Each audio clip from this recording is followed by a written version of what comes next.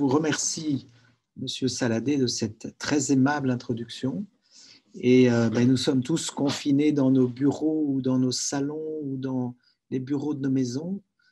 Mais malgré tout, je voudrais, par cette petite conférence ce soir, vous proposer, vous inviter à voyager dans le temps et dans l'espace. Alors, du temps de la Grèce ancienne,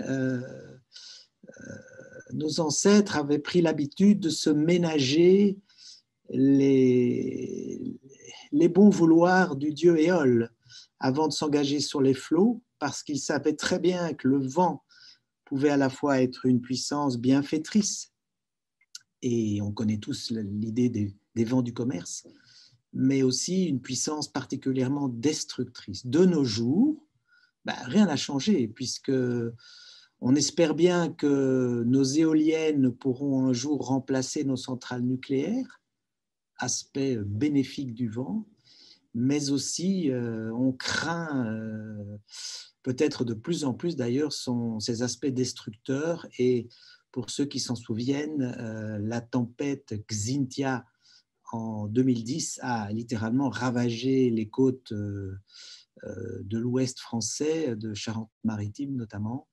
Et donc, on voit dans le vent à la fois quelque chose de très immatériel, mais quelque chose également de très destructeur.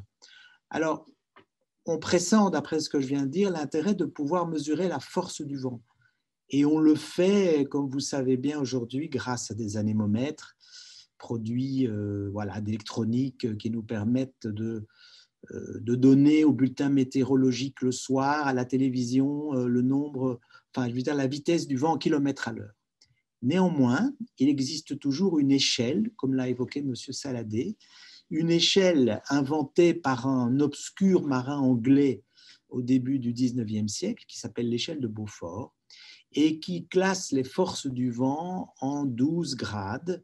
On va de la très légère brise, la petite brise, la légère brise, la petite brise, la jolie brise, la bonne brise, le vent frais, le grand frais, le coup de vent, le fort coup de vent, la tempête, la forte tempête et l'ouragan. Et au-delà de 12 Beaufort, on passe sur une autre échelle qui est l'échelle des ouragans de Saffir-Simpson. Alors, c'est très intéressant que finalement, cette échelle un peu subjective ait persisté au cours du temps et soit toujours une échelle qui est d'actualité 2 siècles plus tard. Et en fait, pourquoi? Et on peut se demander un tout petit peu pourquoi. Eh bien, le gros avantage de l'échelle de Beaufort, c'est qu'elle peut se passer de l'informatique, c'est qu'elle peut se passer de l'électronique.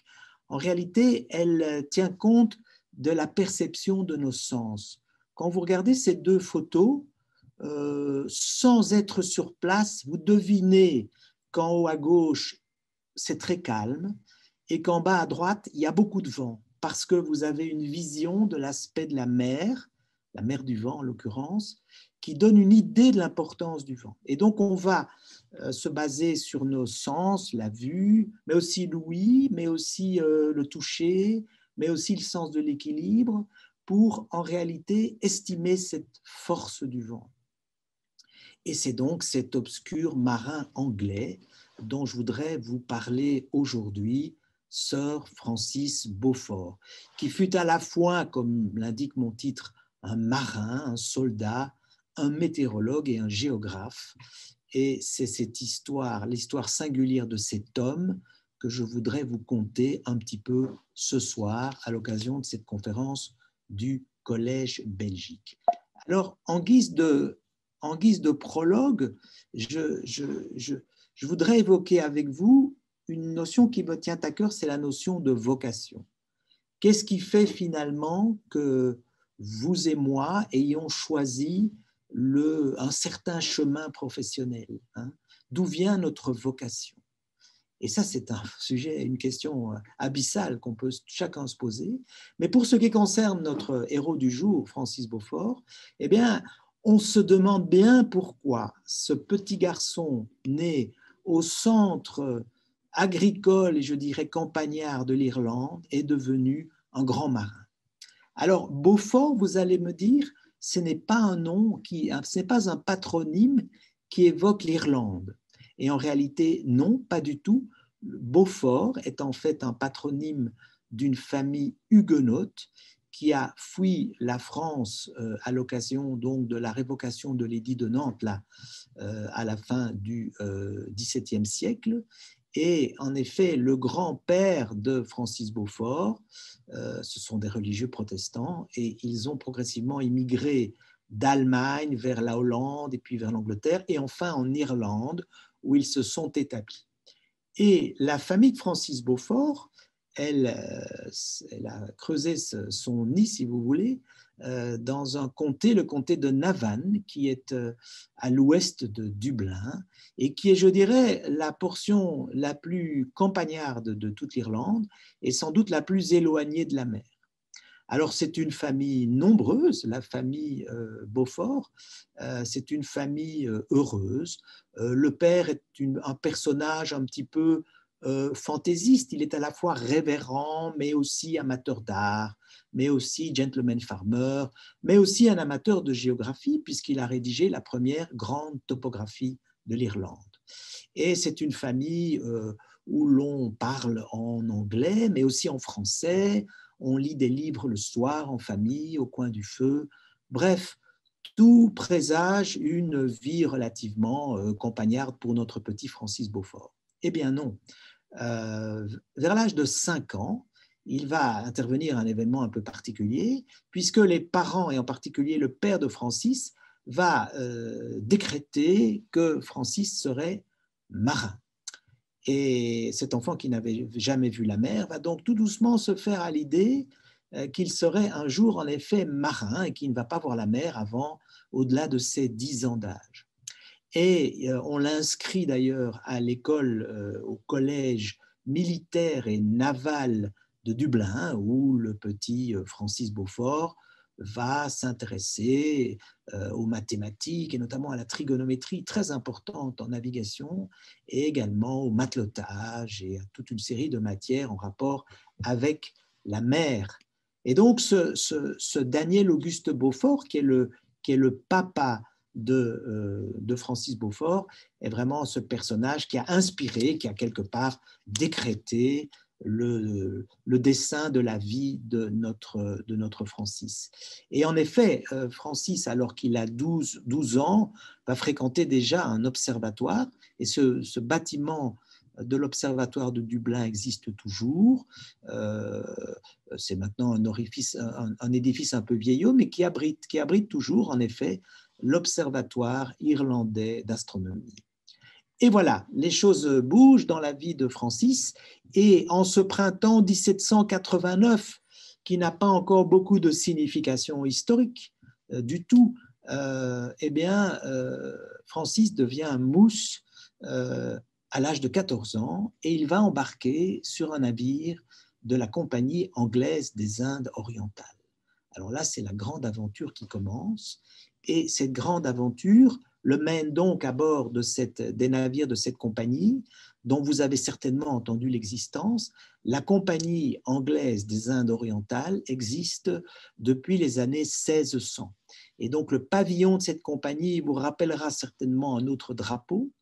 Et en réalité, l'histoire de cette compagnie mérite qu'on s'y attarde un petit peu, puisque en fait les Anglais, ils avaient la grande ambition de conquérir les îles aux épices, les îles Moluques, pour le commerce du poivre, de la cannelle, de la noix de muscade. Et en réalité, c'est les Hollandais qui étaient aux îles en Indonésie actuelle, si vous voulez.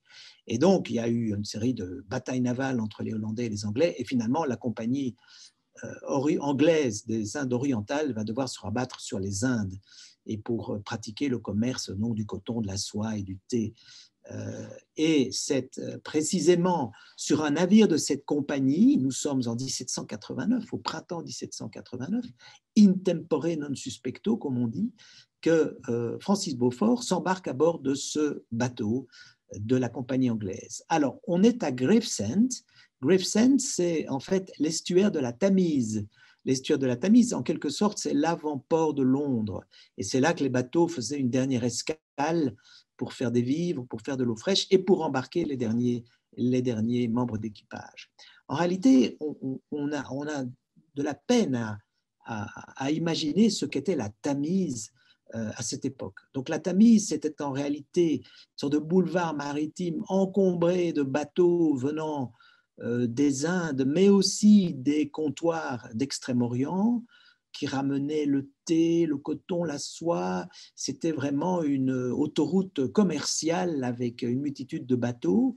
Et c'est dans cette atmosphère très vibrante, je dirais, et très active que le petit garçon de 14 ans ou l'adolescent de 14 ans, je dirais, embarque finalement à bord du HCS, Honorable Company Ship Vansittart.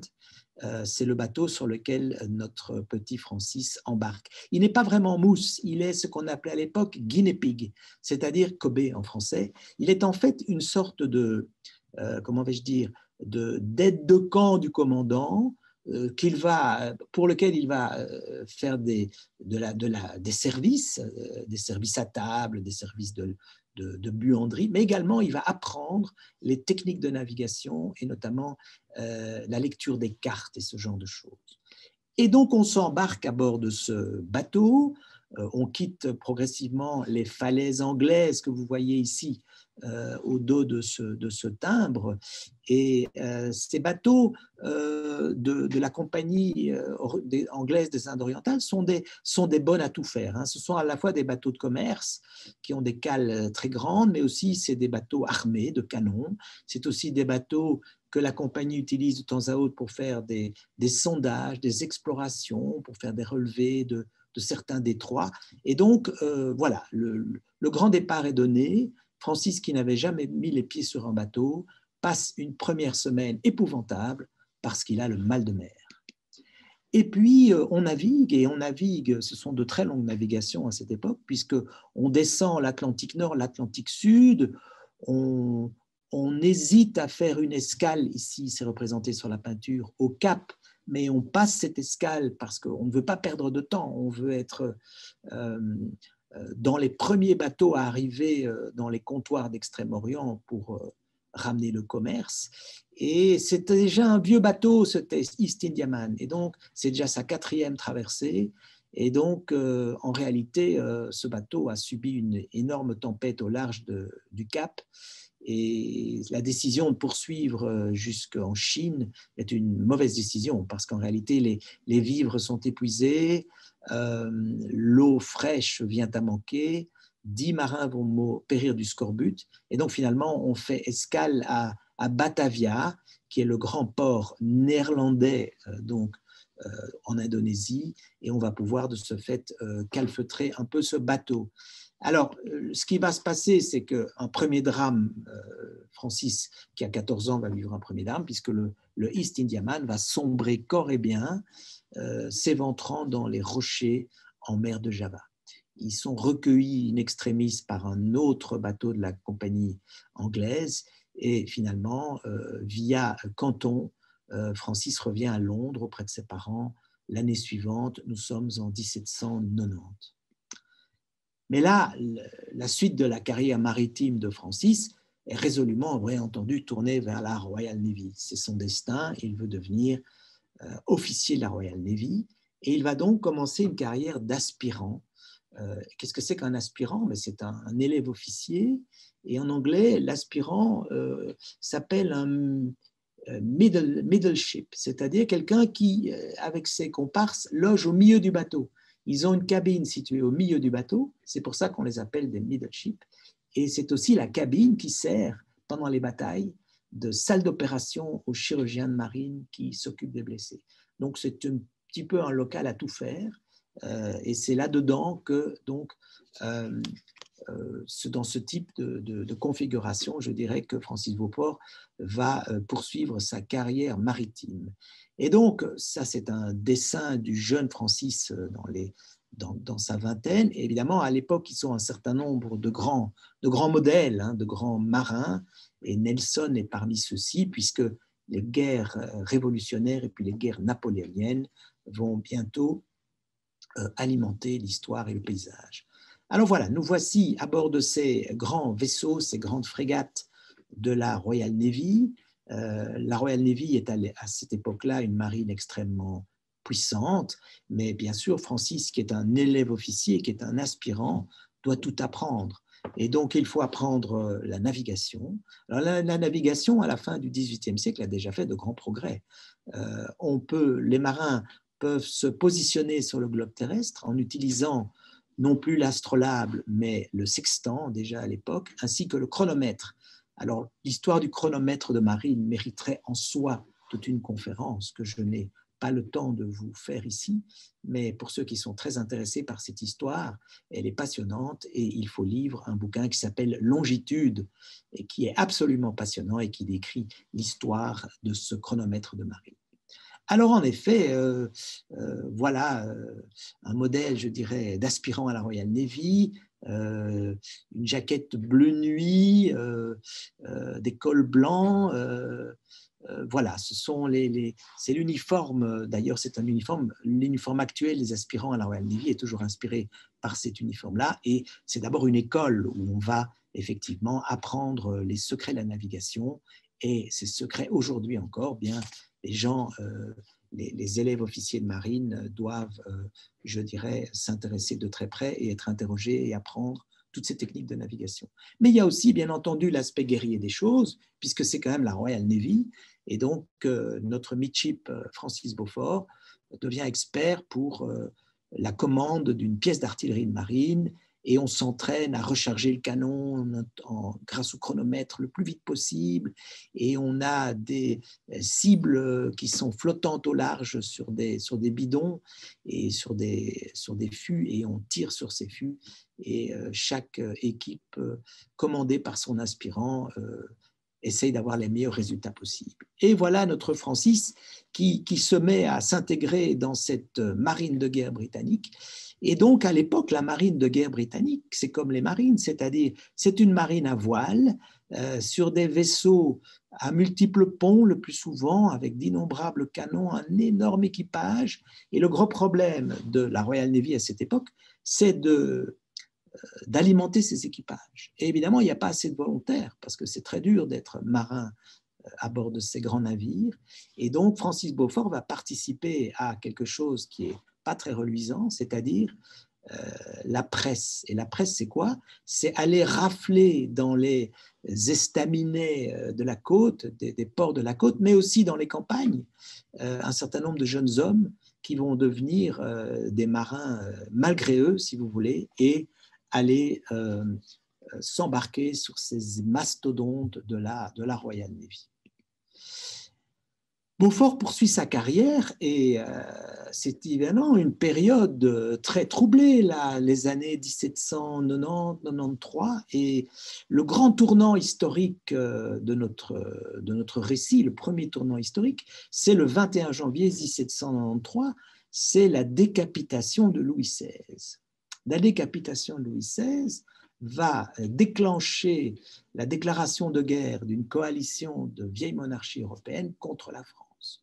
Et bien entendu, la guerre va se passer sur la mer également. Et ce que les Anglais décident, c'est un blocus de la France. Et ce blocus de la France va progressivement, il n'y a pas encore de grandes batailles rangées sur le plan maritime, mais ce blocus de la France va déclencher l'année suivante, en 1794, une très importante famine, à tel point que les révolutionnaires font venir de Nouvelle-France, du Québec, un convoi de vivres, de victuailles pour alimenter la France. Mais l'état-major britannique est au courant de ce convoi et donc ils vont dépêcher la flotte de la Manche pour intercepter ce convoi. Alors, intercepter ce convoi, il n'y a pas de radar à l'époque, donc il faut patrouiller devant Brest, au large de l'île d'Ouessant, pour essayer de détecter le passage de ce convoi. Plutôt que de détecter le passage du convoi, en réalité, les Anglais vont détecter la flotte française qui est sortie de Brest pour aller à la rencontre du convoi. Et donc, il y a deux immenses flottes de guerre qui vont s'affronter dans une bataille marine que nous, je dirais, on n'a pas vraiment retenu comme un élément marquant de l'histoire. Mais en Angleterre, on célèbre toujours de nos jours ce qu'ils appellent le glorieux 1er de juin, Glorious 1st of June. Nous sommes en 1794 et ce jour-là, la flotte britannique de la Manche va rencontrer la flotte de l'amiral Villaret de Joyeuse sortie de Brest et il va y avoir une immense bataille navale. Et les mastodontes de la flotte révolutionnaire, qui sont en fait les bateaux qui étaient la flotte de la Royale, on parle d'ailleurs toujours pour la marine française de la Royale, eh bien, les Anglais ne vont faire qu'une bouchée de ces grands bateaux. Et notamment, il va y avoir la destruction de l'immense bateau à plusieurs ponts qui s'appelait le Vengeur du Peuple. Voilà une dénomination bien révolutionnaire. Et c'est en fait une immense victoire de la Royal Navy sur la marine révolutionnaire, sur la marine française, qui fait que la marine après, la marine française ne sortira pratiquement plus de ses ports. C'est néanmoins pour l'Angleterre une victoire en demi-teinte, puisque le fameux convoi de vivres arrivera sain et sauf dans les ports français pour pallier à la famine qui sévit en France. Alors, Beaufort a participé à cette bataille et il fut d'ailleurs très longtemps un des derniers survivants ayant vécu cette glorieuse bataille de la Royal Navy.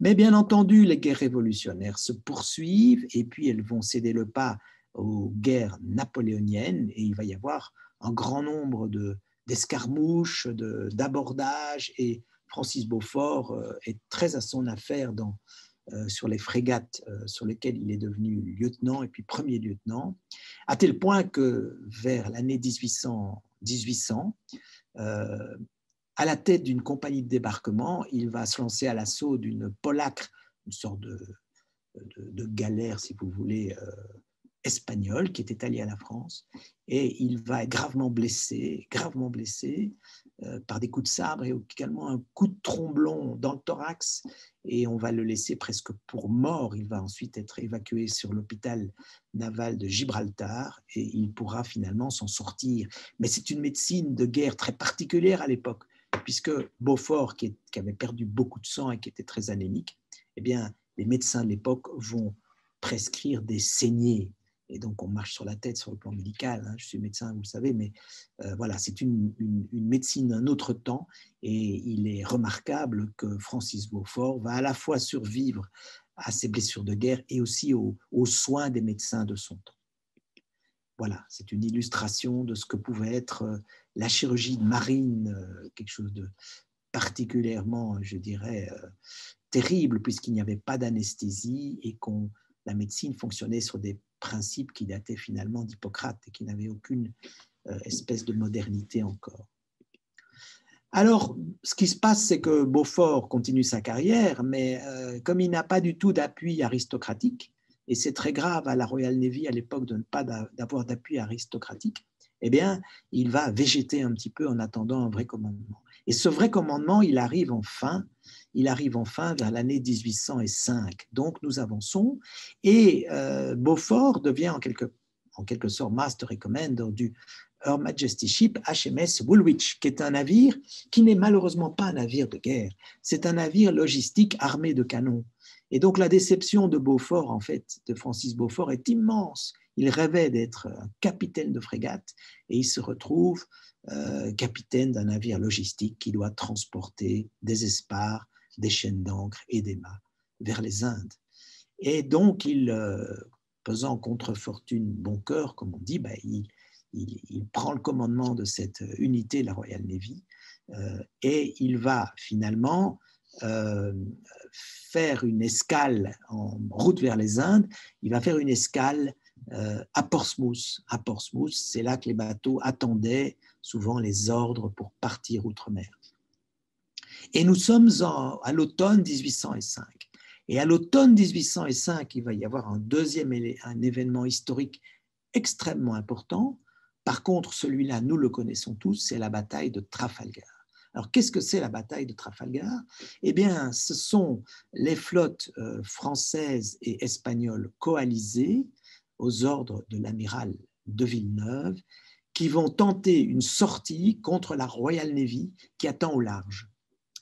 Et en réalité, les Français, par toute une série d'erreurs tactiques, vont complètement perdre cette bataille et vont se faire massacrer en réalité par la flotte anglaise. Alors, à court terme, c'est très important la bataille de Trafalgar parce que ça signifie que Napoléon ne pourra jamais envahir la Grande-Bretagne, l'Angleterre, mais à long terme, cette bataille-là, elle a une influence pour le siècle suivant, puisque à partir de Trafalgar, la marine anglaise, la Royal Navy, devient la maîtresse incontestée des océans.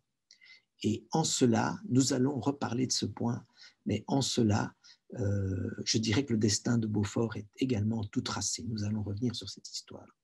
Mais revenons, donc évidemment, Nelson était à bord de ce HMS Victory, qu'on peut toujours visiter aujourd'hui à Portsmouth, qui est toujours une unité, je dirais, d'active raccrochée, attachée à la Royal Navy, et qui est évidemment un symbole national extrêmement fort, puisque le HMS Victory, sur lequel d'ailleurs est mort au combat l'amiral Nelson, eh bien, ce HMS Victory symbolise véritablement la maîtrise des mers complète par l'Angleterre pendant un siècle. Alors voilà, nous sommes donc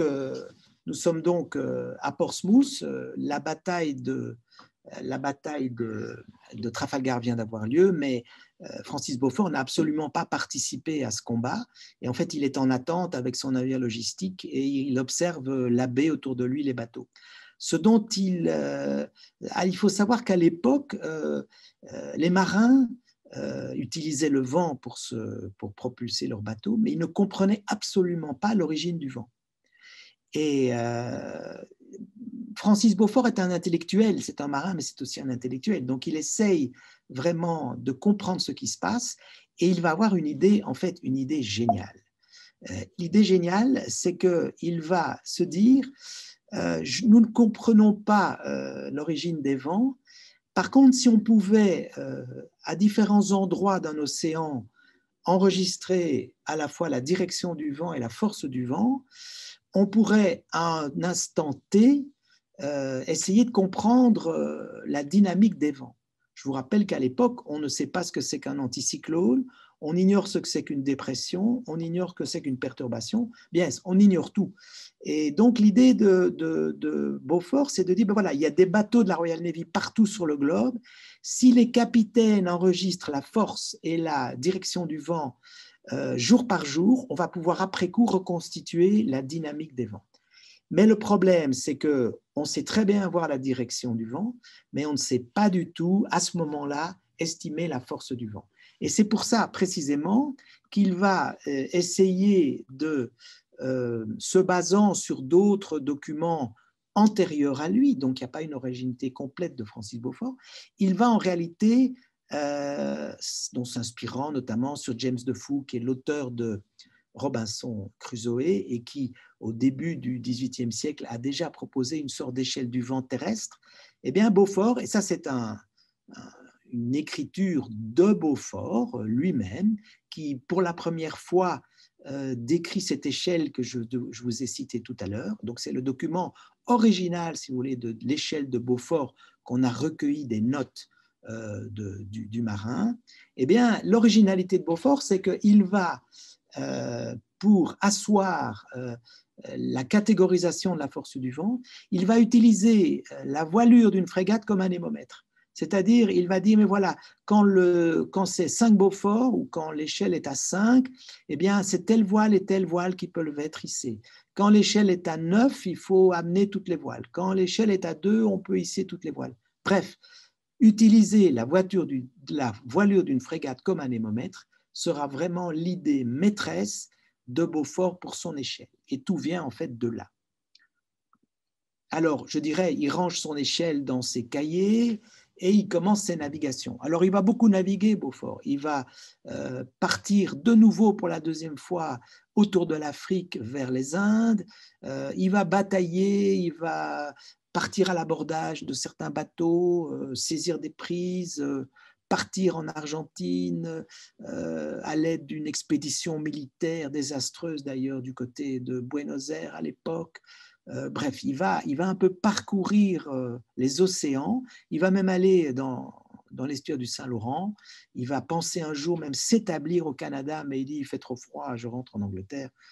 Bref, il va vraiment avoir une vie de commandant, de frégate anglaise, comme on peut en rêver dans les films d'aventure. Et notre histoire continue, puisque en réalité, nous sommes en 1810. L'histoire continue, nous sommes en 1810. Et déjà à ce moment-là, la Royal Navy, elle s'ennuie. C'est-à-dire que les bateaux français ne sortent plus du tout des ports. Bon, Napoléon règne sur toute l'Europe, mais la Royal Navy règne sur toutes les mers du globe. Donc, on se demande déjà en 1810, 5 années avant Waterloo, ce qu'on va faire de la marine anglaise. Et on décide progressivement, le point suivant, c'est que les bateaux de la Royal Navy vont servir d'outils d'exploration géographique. Et sur cette diapo, ça vous intrigue peut-être ce que c'est que le mot Caramania. En fait, c'est un synonyme du mot Asie mineure. Et on va en fait envoyer Francis Beaufort explorer les côtes sud de la Turquie. Alors, les côtes sud de la Turquie, nous, on les connaît parce qu'on va en vacances dans ce coin-là. Mais à l'époque, en réalité, tout cet ensemble coloré sur cette carte, eh bien, c'était l'Empire ottoman. C'était l'Empire ottoman.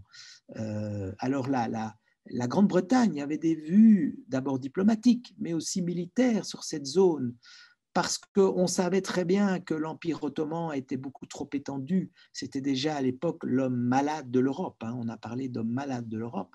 Et donc, c'était très important pour la Royal Navy, pour les Britanniques, d'être présents dans cette zone-là.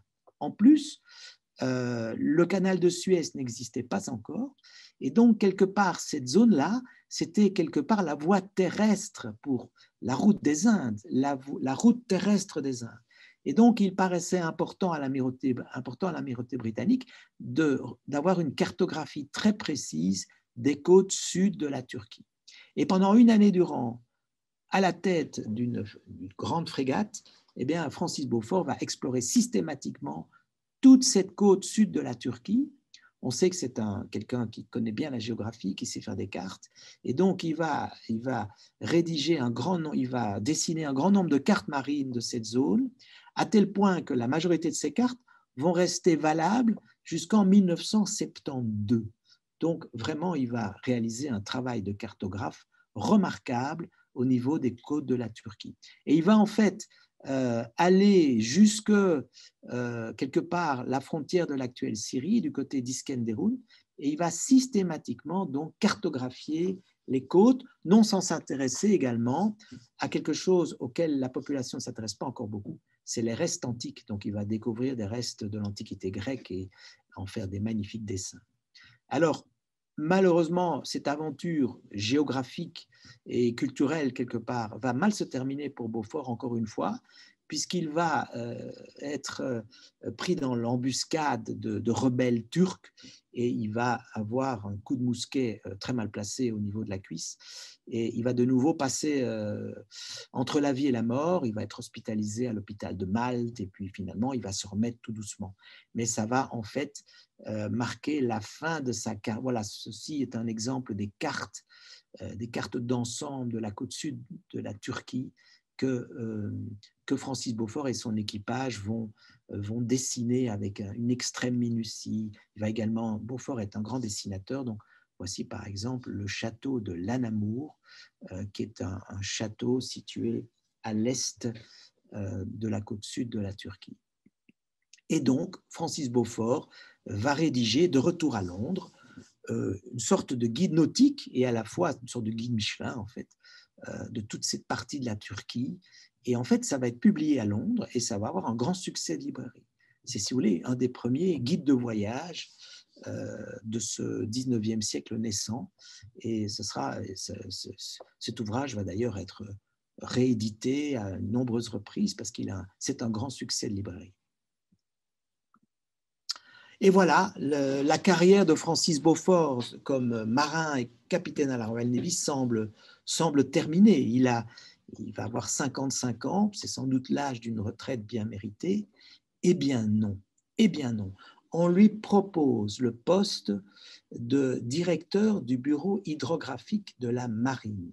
Alors, le bureau hydrographique de la marine, en Angleterre, c'est très important parce que c'est un organisme qui est rattaché à la Royal Navy, un parastatal, comme on dirait aujourd'hui, et qui a comme fonction de dessiner les cartes marines. Et c'est quoi dessiner les cartes marines à l'époque? Eh bien, c'est en réalité dessiner les cartes marines du monde entier. Et je voudrais vous parler un peu de cette histoire-là. Alors, voici un daguerréotype, une des premières photographies de Francis Beaufort, devenu un homme d'âge mûr, qui soudain, à 55 ans, devient le directeur de ce qu'on appelle l'Hydrographic Office de la Royal Navy. Alors ça, c'est un job extrêmement prestigieux qu'il va prendre très à cœur. À l'époque, il y a extrêmement peu de cartes marines. Il y a des cartes marines sur les endroits très fréquentés, mais absolument pas de cartes marines des océans du globe.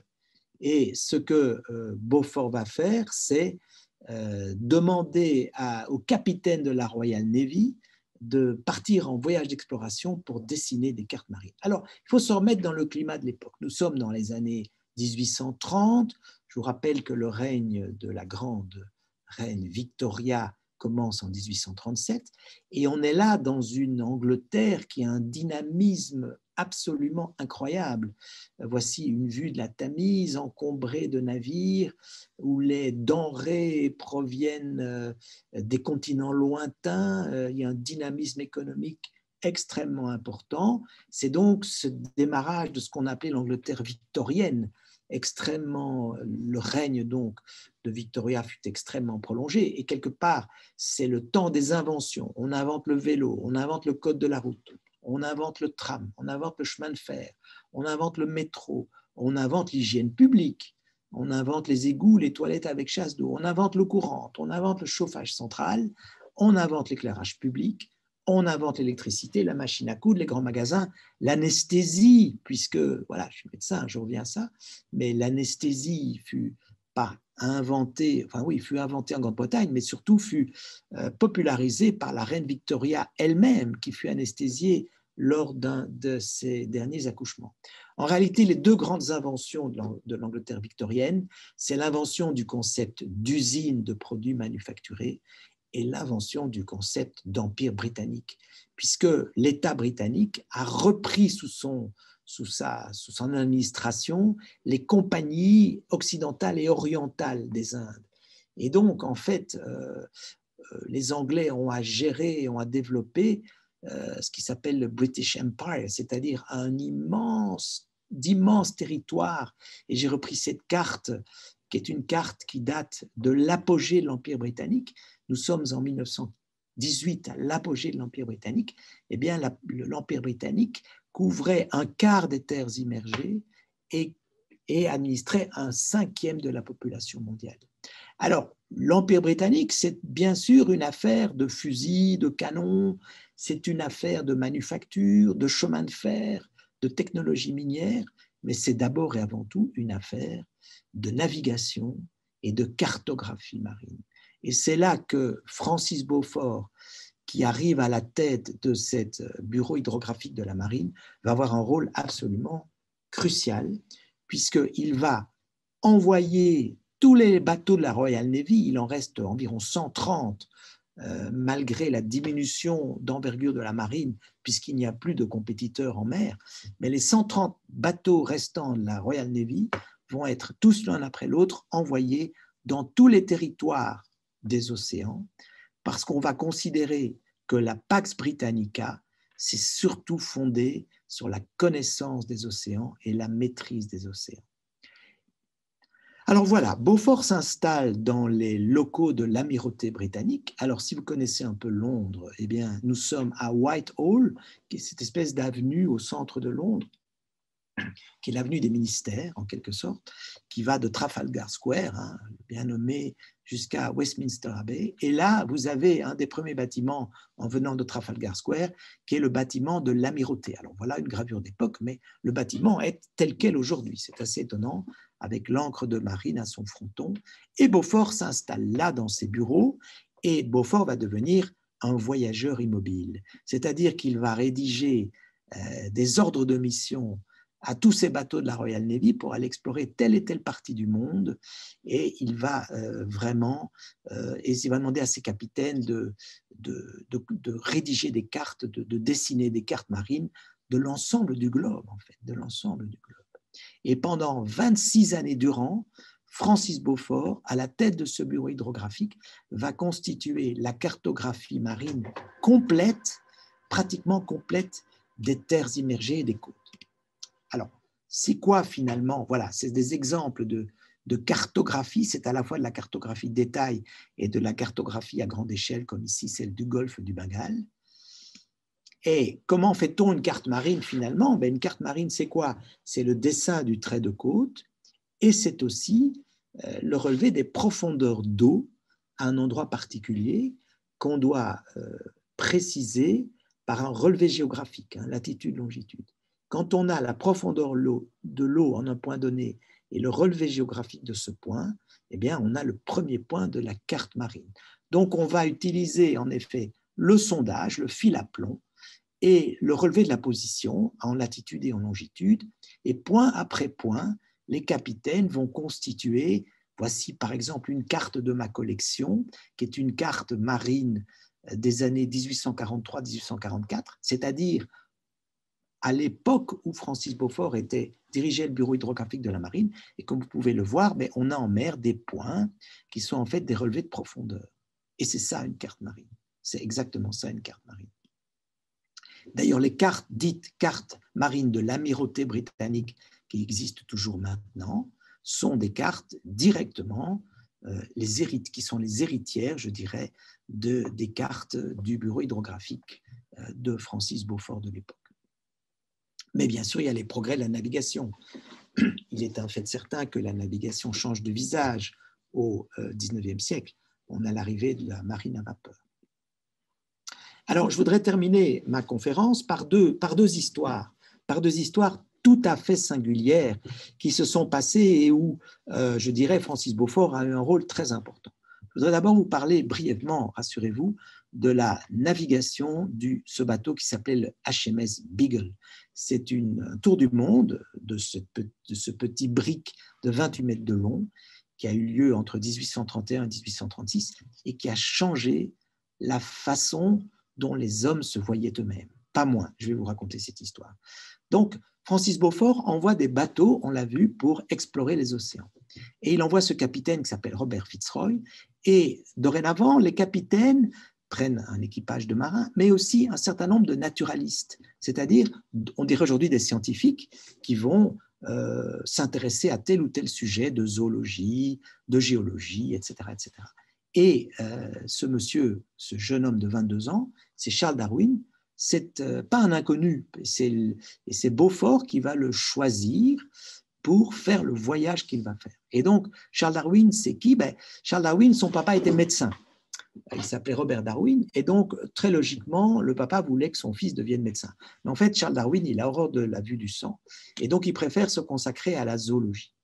Et il suit des études de zoologie à l'université de Cambridge, et il est repéré par Beaufort comme une personne avec un gros potentiel, et donc il va embarquer à bord du HMS Beagle pour faire le tour du monde, et pour, par ses travaux, contribuer à la description des espèces animales, etc. Enfin, ça, c'est l'idée. Et donc, ce bateau est un petit bateau de 28 mètres, il y a 80 hommes à bord, donc c'est extrêmement surpeuplé, et Darwin s'installe sur ce bateau et il commence son tour du monde. En fait, je ne vais pas vous détailler, je n'ai pas le temps de vous détailler ce tour du monde, mais ce tour du monde va passer par Tenerife, les îles du Cap-Vert, le Brésil, la Patagonie, et toutes ces aventures se passent dans le temps au cours des mois et des années. Et très progressivement, à l'occasion de cette traversée, Charles Darwin va en arriver à des conclusions qui le sidèrent lui-même, à savoir que finalement, la Bible nous annonce une création du monde il y a 6000 ans, mais d'après les observations qu'il a faites au cours de sa voyage, c'est rigoureusement impossible. C'est rigoureusement impossible. Et puis il s'aperçoit aussi qu'il y a des espèces animales qui se sont éteintes. Et donc il a l'impression aussi qu'en visitant des jungles, là, il y a une espèce de compétition entre les espèces qui est féroce, Et donc, il va faire la synthèse de tous ces éléments et le déclic va se produire aux îles Galapagos. Les îles Galapagos, elles sont ici, en plein océan.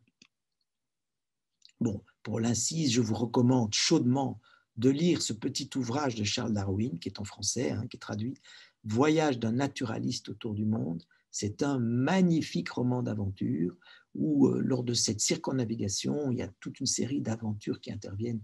C'est absolument passionnant. Alors voilà, donc on se retrouve aux îles Galapagos, je fais une longue histoire courte, et les îles Galapagos, c'est un archipel d'îles assez éloignées les unes des autres. Et équipé d'un pied à coulisses, Charles Darwin, qui est extrêmement curieux, va se mettre à mesurer la longueur des becs d'une espèce de pinson qu'il a trouvé aux îles Galapagos. Ça s'appelle d'ailleurs les pinsons de Darwin dorénavant. Et il va s'apercevoir qu'en fonction des îles, la longueur des becs de pinson n'est pas la même. Et ça, c'est en fonction de la forme des graines qu'on trouve sur les îles en question. Et donc, il va élaborer en réfléchissant, en digérant ce qu'il a observé, etc., au cours du temps, il va dégager la notion d'évolution des espèces par le biais de la sélection naturelle. Et c'est lors de ce voyage du Beagle, réellement, que d'une part, Charles Darwin va rendre à l'homme et à l'histoire de la Terre sa vraie dimension, c'est-à-dire en fait des millions, des milliards d'années, et aussi va pouvoir proposer une théorie dite de l'évolution des espèces qui permet de comprendre comment a évolué la vie animale sur Terre. La deuxième histoire que je vais vous raconter, et je vais terminer par là, c'est la grande affaire de l'exploration polaire. Alors, il faut savoir que dans les années 1840-1850, le grand sujet en Angleterre, c'est l'exploration des régions polaires. Et en particulier, les Anglais ont cette espèce de fantasme qu'il y a au nord du Canada un passage qu'on peut emprunter par bateau, qui s'appelle le passage du Nord-Ouest, et qui permet de rejoindre les comptoirs d'Asie en gagnant 4000 km et surtout en évitant le redoutable Cap Horn. Et les Anglais, obsédés par cette idée, vont se mettre à faire le projet d'une expédition qui pourrait explorer ce passage du Nord-Ouest. C'est une histoire qui est singulière, que je vais essayer de vous raconter, mais très brièvement, rassurez-vous. Mais c'est aussi une histoire qu'on ne connaît pas très bien en Europe continentale, je dirais, et qui est une histoire qui est extrêmement emblématique dans le monde anglo-saxon. Peut-être que vous la connaissez, c'est l'histoire de Sir John Franklin. Et Sir John Franklin, c'est déjà un marin avec beaucoup d'expérience, notamment dans la navigation polaire. Il a 59 ans et il bâtit le projet fou de préparer 2 grands navires pour emprunter le passage du Nord-Ouest. Alors le passage du Nord-Ouest, c'est tout à fait au nord du Canada. C'est en fait un archipel d'îles battues par les vents, avec des étroits chenaux maritimes, encombrés de glace la majorité du temps. Donc c'est certainement une aventure qui n'était pas une aventure très facile dans laquelle s'engagent John Franklin et ses hommes. Alors on va s'équiper, on va faire des bateaux perfectionnés, on va équiper ces bateaux de machines à vapeur, ouais, c'est un peu comme une locomotive, mais ça actionne l'hélice qui permet de se propulser entre les glaces dans le passage du Nord-Ouest. On va équiper les bateaux de cabines chauffées. On va prendre des grandes bibliothèques pour, je dirais, délasser l'équipage pendant les longues soirées d'hivernage qu'on s'attend à faire là-haut. Et on va aussi prendre des vivres pour 3 ans. On va inventer à cette occasion des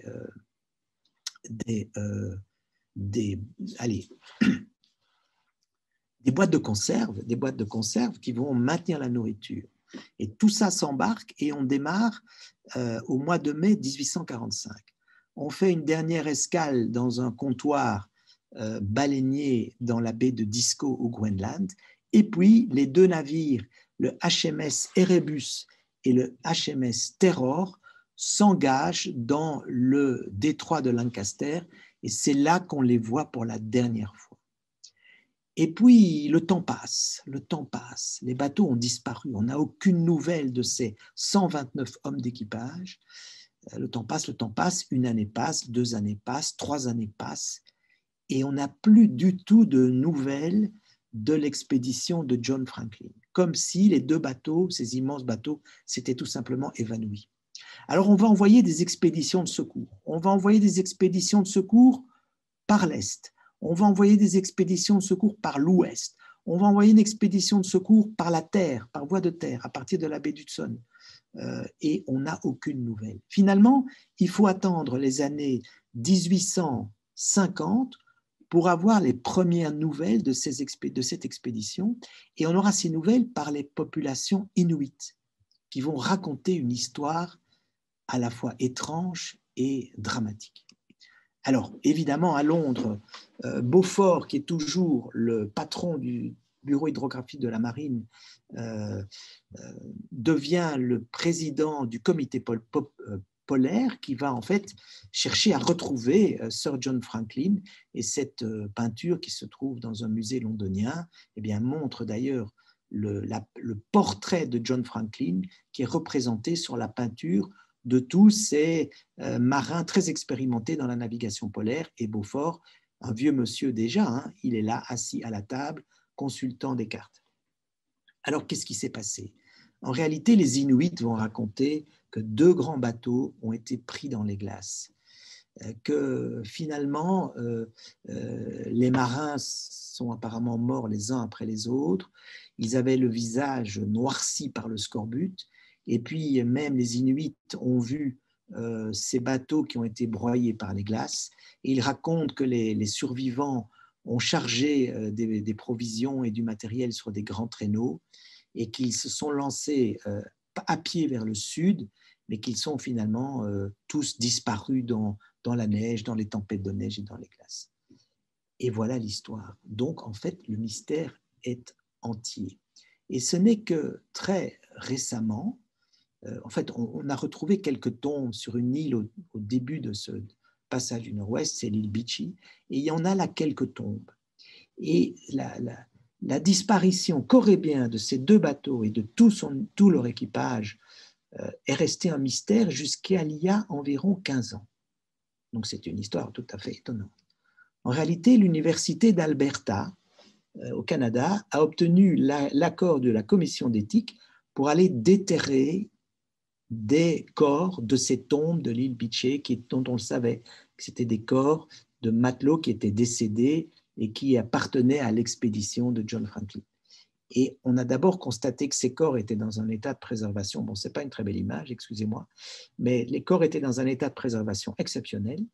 Mais les scientifiques de l'Université d'Alberta vont faire des dosages toxicologiques et ils vont s'apercevoir qu'en réalité, les cheveux et les os de ces cadavres étaient extrêmement riches en plomb. Et donc, en réalité, l'hypothèse actuelle, c'est que ces équipages sont en fait morts à petit feu de saturnisme. Les boîtes de conserve et le plomb qui avait été utilisé pour souder le couvercle des boîtes de conserve s'est écoulé dans la nourriture, dans les boîtes de conserve, et a intoxiqué à petit feu l'ensemble de l'équipage. Et ce qui est terrible, c'est que le saturnisme, c'est d'abord une maladie neurologique, puisque ça vous donne de la confusion, de la paranoïa. Donc on peut imaginer l'enfer qu'ont dû vivre ces hommes derniers survivants de cette expédition.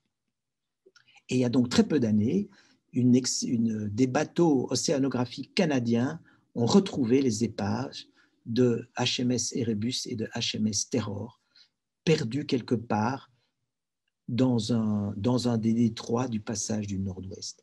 Alors, tout simplement, et on en est arrivé à cette conclusion qui est valable jusqu'à aujourd'hui, le passage du Nord-Ouest, il n'est pas fréquentable, il est beaucoup trop au nord. Et c'est devant cet échec de traverser le passage du Nord-Ouest qu'on a en fait décidé de construire le canal de Panama. Voilà l'histoire de John Franklin. Alors, Beaufort a participé à toute cette histoire, il a une vie extrêmement longue. Vous avez, je pense, bien compris que les contributions de Francis Beaufort ne se limitent pas à cette échelle du vent qui est toujours utilisée par les marins du monde entier aujourd'hui. Cet homme a une vie beaucoup plus riche et je dirais extrêmement féconde pour son pays, pour la connaissance des océans et certainement pour la sécurité des hommes en mer. Alors voilà, ça c'est une peinture de un portrait de Francis Beaufort qui est actuellement exposé à Londres. Et il n'y a pas de mémorial, c'est assez curieux, il n'y a pas de mémorial, il n'y a pas de statue à Francis Beaufort. Donc c'est resté quelqu'un finalement de très méconnu. Mais il y a à Gravesend, vous savez, Gravesend, c'est l'endroit où il a embarqué la première fois quand il avait 14 ans. Il y a là-bas une chapelle qui lui est consacrée. Alors cette chapelle, elle est au bord de l'estuaire de la Tamise. C'est la seule chapelle britannique qui est orientée nord-sud parce que normalement les chapelles chrétiennes elles sont orientées vers Jérusalem, est-ouest. Ici, c'est une chapelle orientée nord-sud et c'est une chapelle qui contient d'ailleurs un mausolée pour les marins disparus dans le passage du nord-ouest de l'expédition de John Franklin.